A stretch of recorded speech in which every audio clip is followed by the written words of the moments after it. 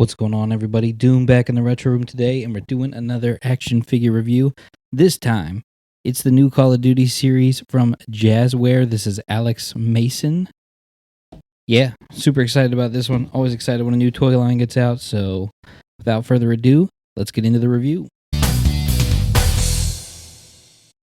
Alright, so as you did hear me say, this is a new toy line from Jazwares, their Call of Duty line. They just recently secured the Call of Duty license. And they've got two figures out right now, I believe, in this line, Alex Mason and Ghost. Really stoked about these. You can see on there, right on the bottom there, it says Launch Edition. There was a Comic-Con exclusive, San Diego, I believe, Ghost figure that I wasn't able to get a hold of, but I think you can still get the regular variant of it in GameStop and other places, so hopefully going to be scooping that one soon, but I do believe these are the only two. But yeah, super stoked about these. I'm super nostalgic for the Black Ops Modern Warfare 2 campaigns back, the original one, not the redo ones as much now. Love-hate relationship with Call of Duty more recently, but, you know, the games from 10 years ago, I loved and played the heck out of, so super stoked to be reviewing this. Packaging looks great, the window's great. On the side, you got a picture of Alex Mason himself. It's actually a picture of the figure. And kind of the same thing on the back. A little bit underwhelming on the artwork on the packaging. It's just a picture of the figure. No real cool artwork. There you go with the other side, but you can kind of see this topography. If I can get it to focus. I don't know if you can see that, if the lighting's good enough, but there's like a kind of a topography design going on there. So that's pretty cool. So yeah, let's bust this bad boy open and take a look at the figure itself. Alright, diving up close real quick. In the box, you get a little knife. You get his 1911. You get sort of the classic Vietnam era M16. It's a little bent. Sure, I can finagle that though and make it look a little bit better. You get an additional magazine that goes into the M16, and I don't think it's any different really, so still kind of cool. And then you get two kind of standardish gripping hands. They're not really trigger fingers. They're just, looks like they could grip like a sword, or I guess the knife. And then of course you get the figure itself, which I will we'll dive back out and take a look at that. The numbers, Mason. What do they mean? All right, here he is in all his Call of Duty gloriousness.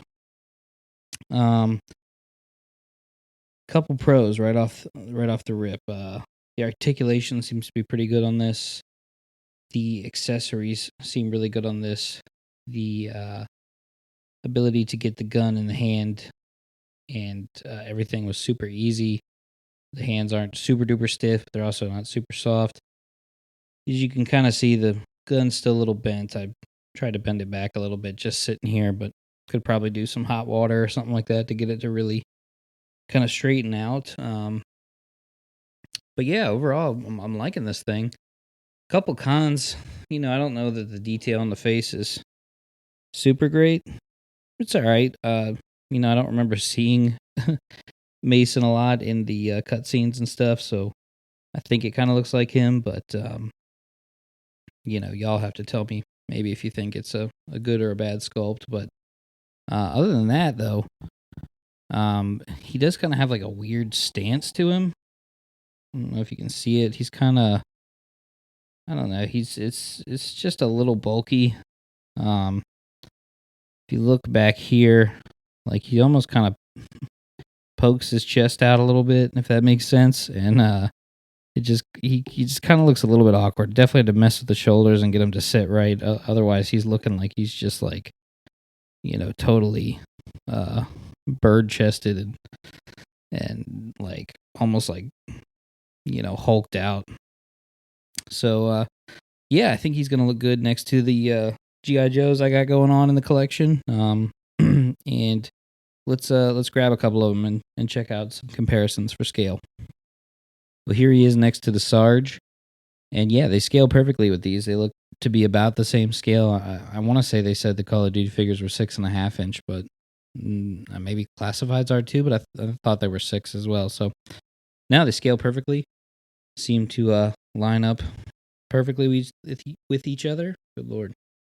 And then here is him scaled next to the McFarlane Red Hood. A little bit bigger, but honestly, it still kind of works. Looks pretty good to me. So yeah, just give you guys a little bit of a scale comparison there. All right, so let's check out some articulation here. If I can get it to focus.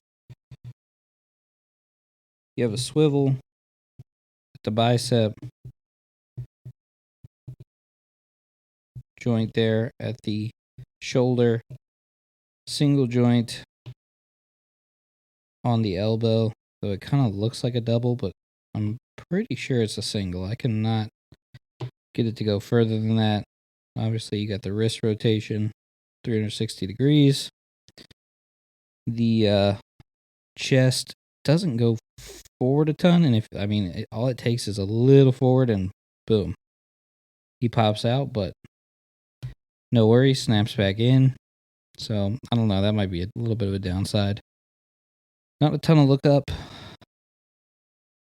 or yeah, you can get his head all the way around. It's a little stiff on the collar there, but it can be done. Not that you probably would want to. Double jointed elbow. Or I said elbow. Double jointed knee. And then you have a ball joint on the ankle. And if I can get this part that's stiff, you have a break in the sole. Gives you that toe. There. Yeah. And thigh swivel. And the waist can spin pretty far. He's got the holster for the sidearm. And if you didn't see earlier, the knife is stored right there. So yeah, let's zoom back out and I'll give you my final thoughts on these. All right, so overall, how do I feel about these? I like them. Forgot to mention that the price point is super reasonable on these. I think it was $21. So kind of right in line with the baseline McFarlane pricing. So for what you get, 2 extra hands, magazines, accessories, kind of equivalent to a classified, at least very close. You get a nice figure. You get the articulation. Are there some quirks? Yes. Are there some things I would change? Yes. Is the sculpt not perfect? Yes. But overall, I look at it. I know it's Alex Mason. I see it's a Call of Duty figure. I like it.